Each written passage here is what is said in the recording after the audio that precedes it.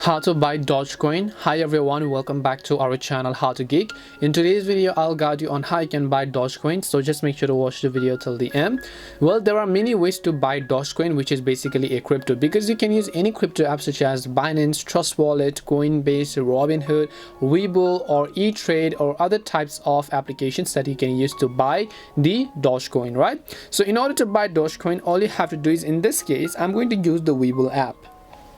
So once you launch Webull, you can see at the very top Doge USD. Now you might not have already added this, so what you want to do is just tap on the markets icon here.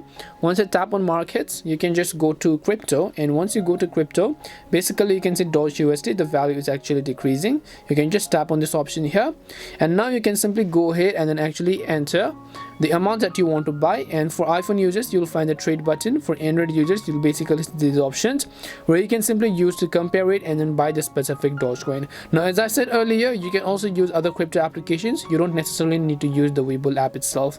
So hope this video helped you. If it did help you, then make sure to leave a like and subscribe to the channel. If you have got any more questions, feel free to leave them down. Thank you very much for watching till the end of this tutorial, and see you in the next video.